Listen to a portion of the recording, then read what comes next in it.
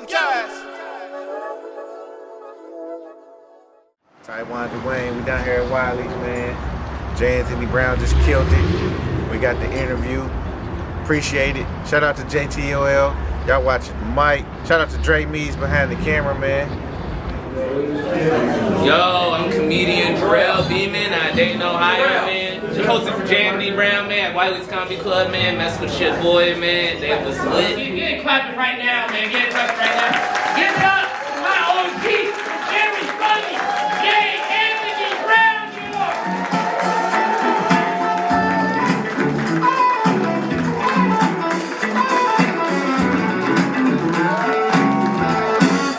You made me happy.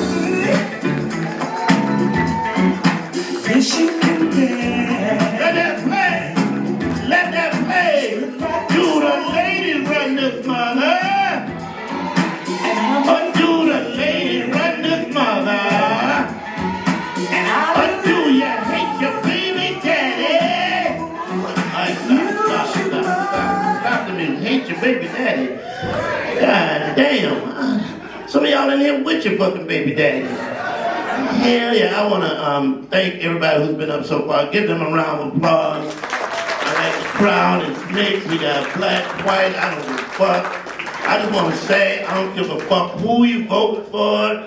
Trump, Biden, I don't give a shit. I could care fucking less. But one thing we can all agree on, Kanye is crazy as fuck. Kanye has lost his fucking mind. Kanye West took all of his teeth out. Not some of them. I have the pleasure of being here with the legendary comedian, actor, radio personality. Y'all seen him. Def Comedy Jam. Y'all seen him in movies. Y'all seen him in sitcoms. Ricky Smiley's show. Tyler Perry's Assisted Living. We got the legendary Mr. J.Anthony Brown right here. How you doing, man? We doing well, man. It's an honor and pleasure to be here. Great show. Thank you so much, man. Hilarious. What an honor it is to be here right now. What I want to know is right now, I first got familiar with you from the Def Comedy Jam. Yeah.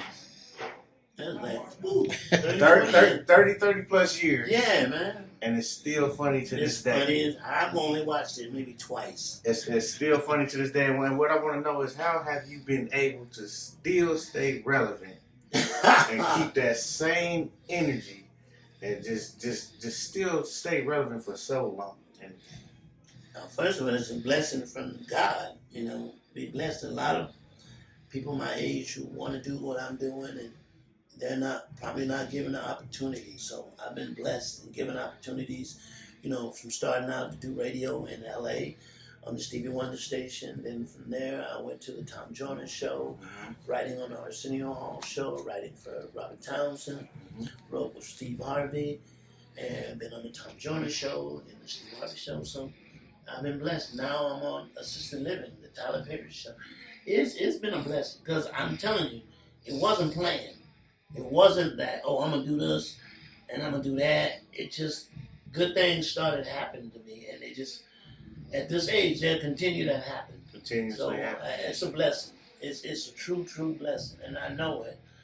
You know, I mean, we all know people that have said, when I grow up, I'm going to be this.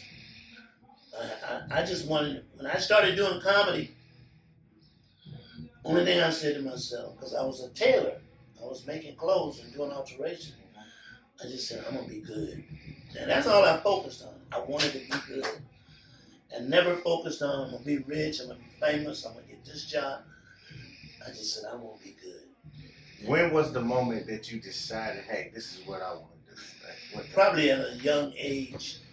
You know, I've always liked comedy. I've always wanted to be around people who made you laugh.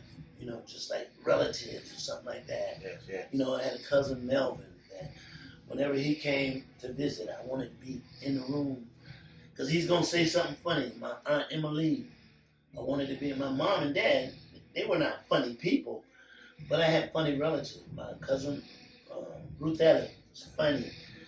worked for funny people. I remember I went to school. There's a guy named Rogers Dawkins. Hilarious. He, one of those guys that knew everybody's mama name, you know. I just gravitated and wanted to be close to anything funny, wanted to watch something funny, and I decided to be a comedian. You know, it was something I said I could do. When I saw other people do it, I said, you know, I can do that. It didn't happen like that. Right. I would go on stage and bomb. I mean, Who were some of your mentors that helped you out during your journey, like when you first got started? I think for me, it was being on the radio, being able to do radio, made me, and then writing for Arsenio Hall. Writing for Arsenio Hall showed me how to write a joke. Subject, joke, joke, joke. You're going to write. Oh, you was the writer for us. I was one of the writers for the show. So you could write a setup, like a guy went in today and he bought a fish that could talk. Well, he was going to need 3 jokes on that. And then you go another subject. That taught me how to write. So by the time I got to radio, I knew that you set up and you had to get in and get out fast. I got that training because I did, Stevie Wonder had a station and still had a station in LA called KJLH. A young man by the name of Rico Reed let me come on before I would go and work for Arsenio. I'd go at 6 in the morning, 9:30, I'd book out because I had to be at Arsenio at 10 o'clock. So radio and writing for Arsenio really helped me as a writer, to do stand-up. Because radio, you have to be quick. How did the situation with Arsenio Hall come about? I had a friend of mine, still a good buddy of mine. His name's Paul Clay. He was a writer for Arsenio. And I moved to LA. He said, man, you can do this. He said, when you come to LA, come over to the show. We're going to be writing a monologue. And back then, he had 2 people writing the monologue. He said, as soon as we finish monologue, we out. We don't even stay and watch Arsenio do the jokes. So I'm in the room, they're in the room, they're writing jokes. And, you know, you know how you boys, we talking. Somebody say something funny, and then I'm like, I say something funny. He's like, oh, that's funny. Can we put that in? I'm like, yeah. He says, you can do this. I said, man, first of all, I can't type. My spelling's horrible. He said, well, I'll type your jokes for you. Just put together some jokes, and I'll send them to Arsenio. So this was a time to show you how far back. This was before text. You couldn't text. It was a fax. You had to fax. It was either fax or email. And fax machine. So I called him on the phone. I said, these are the jokes I want. He typed them up. He came to Arsenio. So I did that for about maybe a week. Maybe the second week, he called me up and said, Arsenio is doing your joke tonight. I'm like, fuck, no way. So I'm in somewhere working on the road. I turn on the Arsenio Hall show, and I see him do the joke I wrote. I'm tell you the joke. It might not be funny now, because it was 35 years ago. But the joke was LaToya Jackson said that she did a spread in Playboy because she wanted to further her career. That's the setup. Arsenio said, you know, I want to further my career too, but I'm not going to get butt naked on a Harley Davidson. That's the joke. And I saw him do the joke. I'm like, fuck, I just wrote that joke. The next day I get a call. Arsenio wants to. Was that intended for him to do? Yeah, he gave it to Arsenio. Okay. Yeah. Because he knew that I wrote it. He said, my buddy wrote this joke. So he said, Arsenio wants to meet you. So I'm working. I said, well, I won't be back until such and such a date. When I come in, I go and I meet Arsenio. He's got this big, elaborate office, man. He's sitting behind the desk. He said, what's your name? I said, my name's J.Anthony Brown. He said, where you from? I said, I'm from Columbia, South Carolina. He said, I'll see you Monday. Wow. And that's how I got the job. And I quit because I thought I was going to get fired. So from there, from the Arsenio Hall show, what's after that? After that was probably Tom Joyner. Okay. Tom Joyner was 20 years. But I'd already written, Steve Harvey had another show called Me and the Boys. I remember that. Yeah, it was on for show. I thought that one, in my opinion, was one of his best shows. That and Family Feud. That Negro's untouchable on Family Feud. Oh, yeah. He's unbelievable what he does on Steve Harvey. And he was, people talk about Steve and make fun of him, but Steve and I go way back. We started comedy together. He was instrumental in me getting my first writing job on a sitcom, which was his show. He said he got a big deal. We're in the office. I'll never forget it. We're sitting in the office. He said, I'm going to do the show. But if you don't take these two guys, it was me and another buddy, Rashawn McDonald. He said, y'all don't take them, I'm not doing the show. He didn't have to do that now. Wow. But he stood up for me. He hired me a bunch of times to do other stuff for me. Right. So with that, that's the respect I have for him. So that's how I got writing on television shows. Oh, wow. Okay. Okay. So would you say that your Def Jam performance, would you Def say Jam changed my life. That's your biggest, that was your first big moment? Was that the Def introduction Jam of changed because I did that joke, Watch Out There Now. That's the introduction of Watch Out There Now. That was where Watch Out There Now came from. Def Jam. I had been doing it in clubs, and it came from a white friend of mine took me to a hockey game, and when he took me to the hockey game, we were crossing the field, and this black man would come in this way, and he'd say, hey, young fella, how older guys speak. Watch out there. And I'm like, I was talking to him and said, that's how we talk. That's how young guys are like, hey, what's up? What's up? You good? What's up? But older guys are like, watch out there now. So when I did Def Jam, in the rehearsal, you had to have a rehearsal when you did Def Jam. And so you had to let them know your first joke you're going to do and what was the joke you want to close with. So the joke I was going to close with, all the comedians are sitting there. So this is going to be my closing joke. Well, I'm up maybe fourth.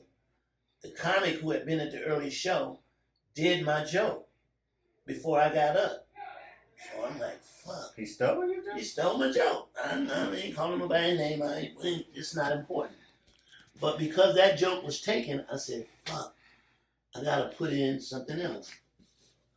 I put Watch Out There Now in. I watched that show twice. That was a freestyle? That was a freestyle? No. Def Jam paid you, I think, $2,500. No, to Watch Out There Now. That was made up at the time. No, I had done it before. Okay. But I only put it in because it wasn't a joke I was going to do. Oh, okay. It was, I took it out, but once that joke, one of my jokes was taken from me, I'm like, I can't go out there, hey, this motherfucker stole my joke. Nobody knew who I was. So I said, I'll put Watch Out There Now. I put the Watch Out There Now joke, I put the Shaking the Kids, and I put the Hairspray. And those three jokes just blew up. Come on in, man. Oh, my bad. I wanted to say what. No. This is young comic. Check out. Yeah, I want y'all to talk to him for a minute. Yeah. Yeah, it's good to see younger guys who really want to do this because you know what it takes to do this. This shit ain't easy. Oh, yeah. Doing this shit here, making people laugh is not easy at all. It takes a different, first of all, the funniest people we know never go on stage. They have a fear because the scariest words in show business is, you next.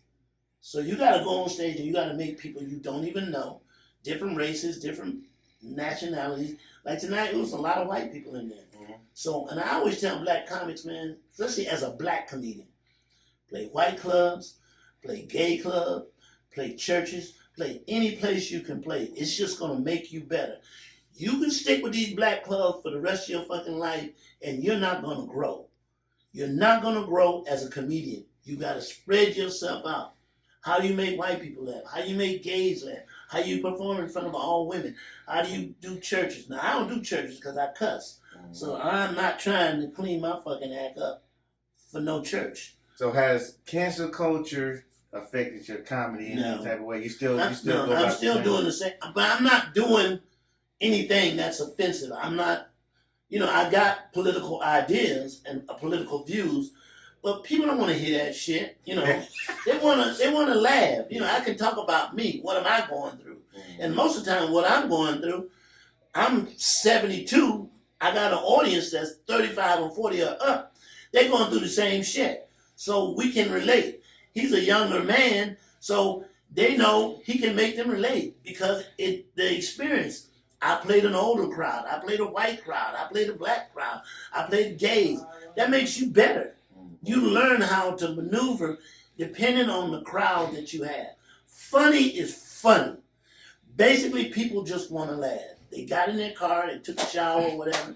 They came to the club to laugh. And that's your job. Okay, before we get out of here, I want to ask you 2 questions. Give me the greatest of all times. I want 2. 2 of the greatest. Past and present. Oh my God.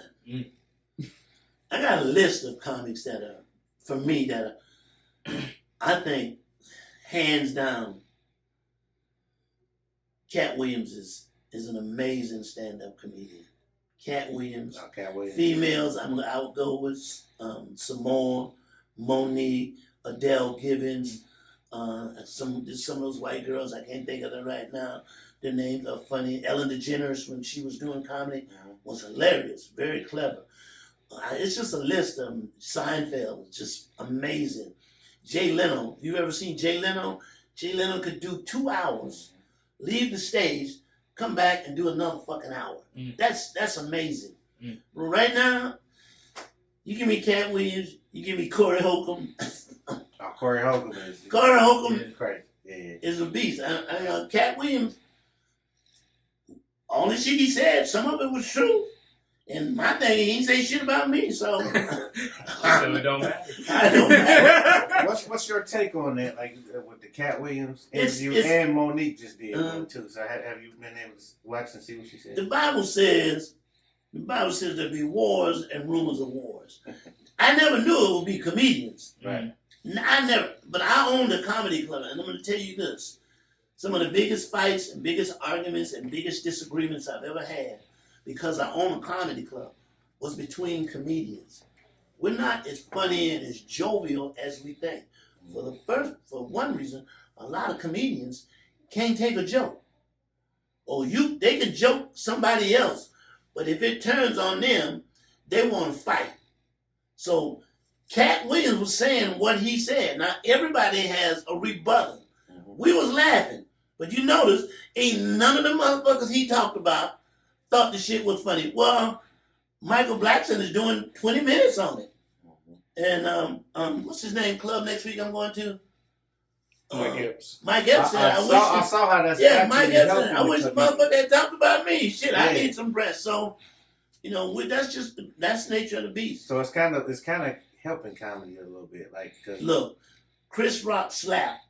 He sold more tickets after he got the shit slapped out of him than he ever sold. Yeah. Because people wanted to see, what is Chris gonna say? So now all the people who have been talked about, they're going to see them. Let me see what Steve got to say. Let me turn in on the radio, see what Steve got to say. Let me see what Shankry got to say. Let me see what Michael Blackson. And some of the shit he said was true. Face on his fat. He fat. There's no secret Steve had a hair piece. Nobody was like, get the fuck out of here. We all knew. He told the truth. He said what he had to say. And some of the shit was funny. Some of it wasn't. But at the end of the day, it's comics against comics. It's black comics against black comics. So who's next? I ain't got nothing bad to say about nobody. Nobody. They didn't call my name. What's next? What's in the near future? Any? Oh man, I just shot a comedy special. I already finished it. It's finished. I'm shopping it now. Trying to get that money Monique turned down. He's taking. I'll take half of that Monique money. So I shot it. I paid for it myself, and that's just we do assisted living. We go back on March 24th. What season is assisted living? It'll be season 6. Season 6. Yeah. All right. Well, I appreciate you. Look out for this young man right here, man. Tell him your name. Tell him your name. Introduce yourself to the world. Right? Next, Jarrell Beeman, man, just opened up for my guy, the OG legend of this game, man. Jarrell will call me if I'm in an hour and a half driving, performing. I will get a call from Jarrell. Mr. Brown, can I be on the show? Yeah, whatever. Yeah, and you always shows love, man. It's happy to work with him. Keep out looking for me, man. I just, did the Apollo probably like 8 months ago. I got more things I've been doing. Run my own show here at this club. That's selling out every last Wednesday of the month. And I'm posting content too, so keep up with me, man. But it was good working with you, man. That's all. Once again, appreciate you. Thank you, man. Y'all know what it is. It's your boy Taiwan Dwayne. Y'all watching the mic. Shout out to JTOL. We'll catch y'all on the next one.